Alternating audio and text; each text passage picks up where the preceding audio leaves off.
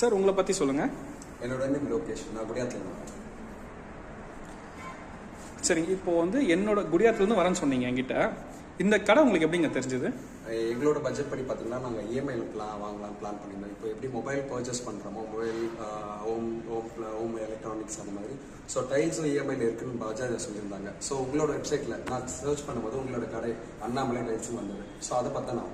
சரிங்க, எதுக்காக என் கடையை சூஸ் பண்ணீங்க? என்ன மாதிரி நிறைய கடைங்க இருக்கு.